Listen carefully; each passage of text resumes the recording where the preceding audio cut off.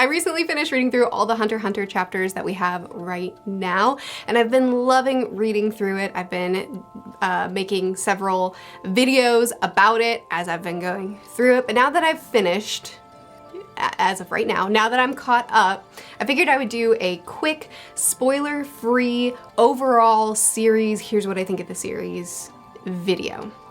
Like I said, it is spoiler free, so if you haven't watched or read the series, or if you aren't caught up with the manga, then you're safe here. Anyway, overall, spoiler-free thoughts about this series now that I've read the whole thing. I really have enjoyed myself reading Hunter x Hunter. Hunter x Hunter is a series that has a deceptively charming start. It features a young boy, and he decides to leave his home, leave where he was brought up and the only world that he knows, to try to become a hunter, which is this really prestigious people who are basically the best of the best. In order to become a hunter, you have to go through the hunter exam, which is a series of tests that changes every year.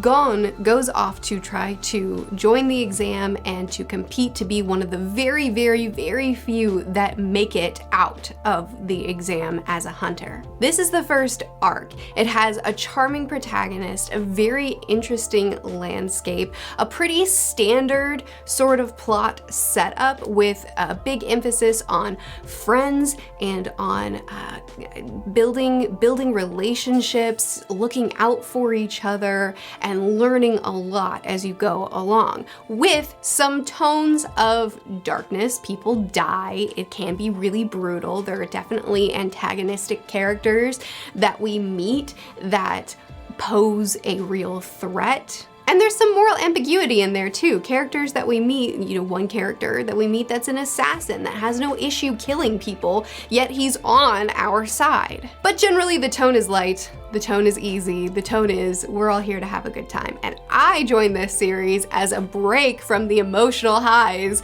and lows of One Piece, and boy, was I deceived. Because one really cool thing about this series is that with each new arc, you're basically changing genres. Togashi isn't here to deliver a standard story, and he definitely isn't here to say, here's something fun to do for us to do together, and it's gonna get a little bit deeper, a little bit darker, a little bit more edgy. No, it's gonna change a lot. With each new arc, it feels like we enter into a totally new genre. We're tackling completely new topics, new struggles and hurdles that our characters have to overcome, and new characters that will increasingly pose deeper threats, as well as new struggles that really expose the deficits in our characters that we're following and the failings in them, and how deeply and desperately they need each other and the other comrades that they'll meet along the way in order to simply survive. And it really challenges our characters. It challenges their morality, it challenges their principles, it challenges their belief in themselves and in each other, and it challenges how far they'll go. Deep, deep characters with incredible loyalty, but also with really complex complex relationship dynamics that aren't so straightforward. They're loyal, so it's an amazing relationship. Sometimes it's codependent. Sometimes it's someone taking advantage of their best friend. Sometimes it's sacrifices that are too great. It's not the story of good versus bad. It's not heroes and antagonists. It's the story of characters. It's the story of characters that are doing what typical protagonists do, and that are actually being affected by this stuff, that aren't just the heroes that fight through it all, but that are being changed and molded by the stuff they're going through. It's characters that have this intense loyalty to each other, that would do anything for one another, but that it's not always healthy. It's a world that's vast and that's complex and that's fascinating, but that's dark and has real challenges around every corner. And that's just the complex story elements. Talking about it spoiler free, I could go a lot more in depth with it.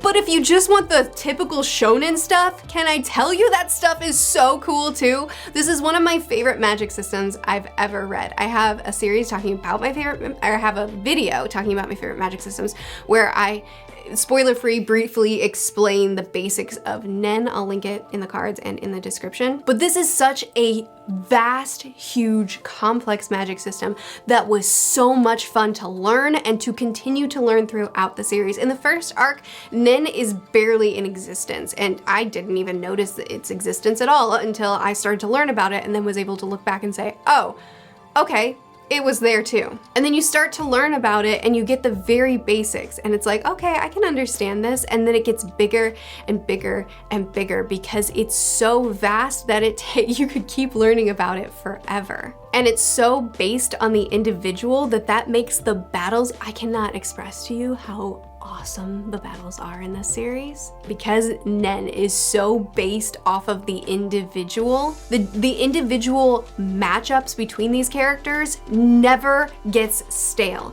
Every battle is completely different from the last. Every battle has totally new dynamics because each character brings something completely different to the fight. And because characters are ever changing in this world, and because there's infinite possibilities with this magic, even having a matchup of two characters at this point in the series, if they match up again later on, it'll look completely different because these people and what they're able to do is constantly changing whether you're with them or not. There's stories of friendship and family, there's stories of revenge, there's stories of the brutality and the pain of war and what it really takes from you. And throughout each of these very different scenarios and very different settings and challenges that our characters go through, our characters change a lot. There are characters in recent arcs that I don't even recognize from the beginning, but I watched the arc happen.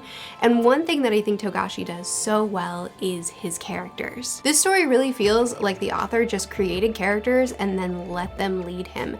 Rather than saying, I have an agenda and a plan for the series, which I'm sure he did to an extent, it really feels like he created scenarios and then whatever felt honest for the characters to react, that's how they reacted. Characters' motivations, their challenges, and their responses to those challenges are not always the typical story structure way.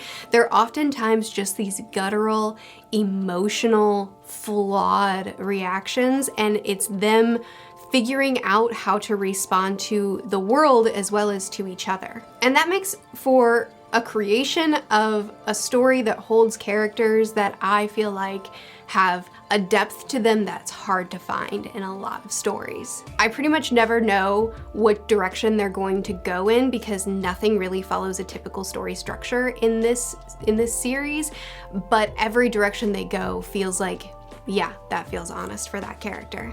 And there are times that can make the plot kind of suffer, in my opinion. As an obsessive consumer of stories and of novels and recently manga as well, I love to study stories. I love to see patterns and what's typical and what's pulling away from the norm. And in this story, I'm a huge fan of foreshadowing. I love seeking out lines that feel too intentional to just be there for no reason, and then trying to find the foreshadowing. And then when these major things happening, I've seen the setup because I've looked for it, and that makes these things so much more satisfying. And I have done my fair share of foreshadowing hunting with Togashi, and sometimes that pays off and sometimes it doesn't.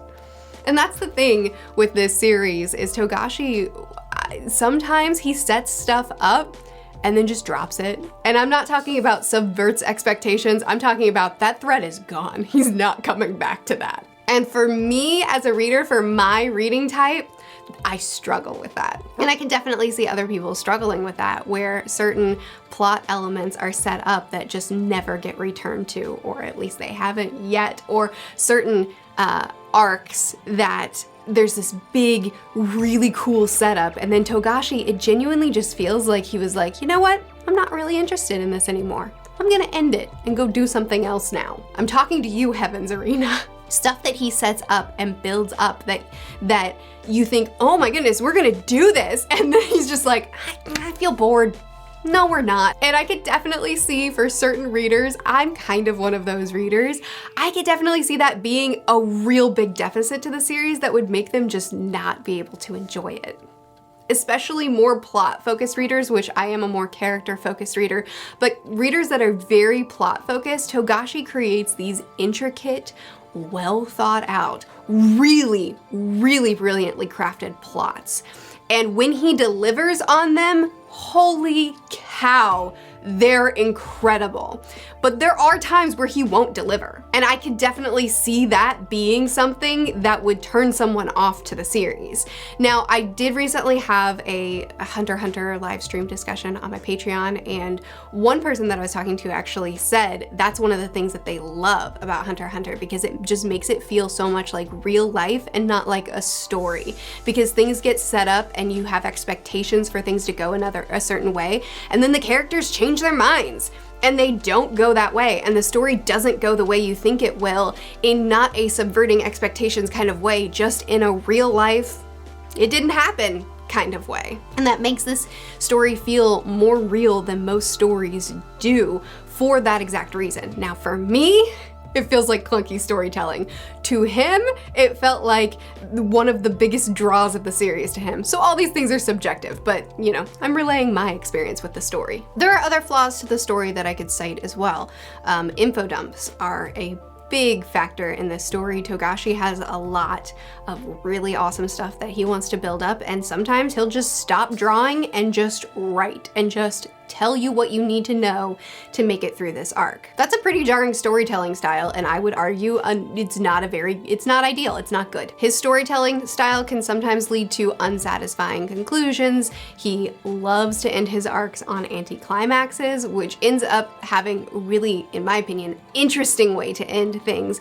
But if you want every arc to end in a big battle, he doesn't typically do that, although his battles are excellent. And of course, one thing that's discussed a lot around the series is the art. I know there's a lot of discussion out there of people taking the worst panels and pretending that the entire series is like this, or people on the opposite side saying the bad panels are only near the end when Togashi's health was really bad, and they're few and far between. And really neither of these things are true. Even early on in the series, there are some rough panels, and later on in the series, the rough panels do get more and more frequent. I personally think that Togashi's drawing style is, I really jive with his drawing style. He has this very simplistic tone where the emphasis is really on the characters, which is what the series has an emphasis on as well.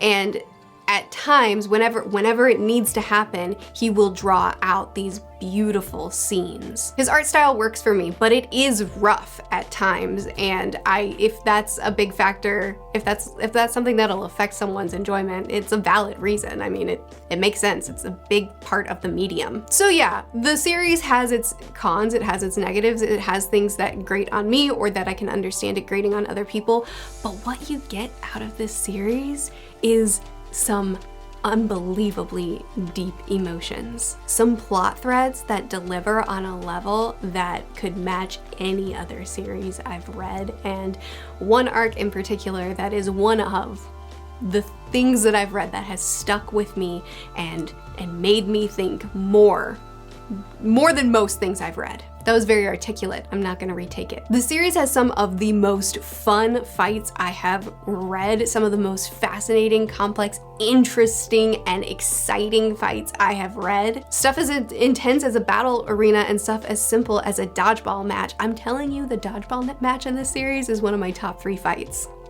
And I don't even know if it's technically qualified as a fight. But it's also a living and breathing world, and Hunter x Hunter has this really incredible ability to keep moving whether you're with the characters or not. This story has this ability to make the world feel living and breathing, where it feels like whether I'm with a character or not, if I saw a side character a long time ago and they come back around, they've changed, they've grown, they've learned new things, they have new abilities, and meeting up with them again is like how it would be like seeing a person later on in life. They're different now. The world continues to change even when we're not participating in it. The characters continue to evolve even when we're not with them. And this world feels like there's mysteries around every corner that if I stay here forever, I will never stop learning it. Not to mention, this series contains some of the best villains that I've read. Man, this series does so many things so well. Characters that can be just, you know, really evil guys, but also characters that have really fascinating intentions and motivations.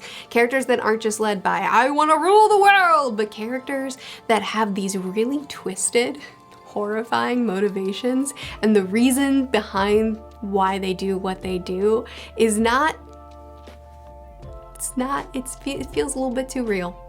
Feels a little bit too horrifying. Villains that genuinely give me chills. Every time they're on the page, I get excited to see them because they're so fascinating, but I'm also horrified every time they're on the page. People that are motivated not by power exclusively, although that is a great motivator, but also just by these sick, twisted intentions. I'm trying really hard to be spoiler-free and express to you how incredible these villains are. And they're each unique and different. It's not just like, okay, new arc, new antagonist, let's see if we can defeat this one.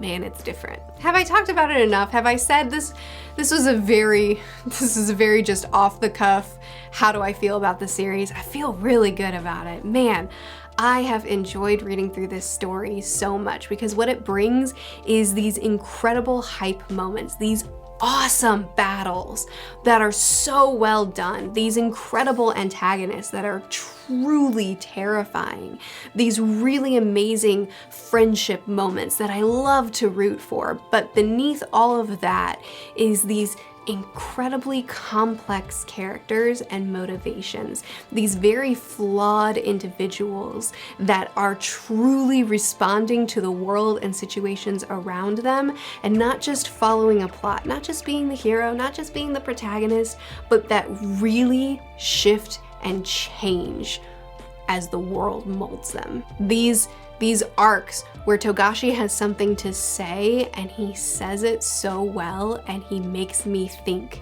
for so long after I've finished. And these incredibly ambitious story arcs as well that are so complex, that bring so much to the table that really challenge you and make you think. I don't know, man.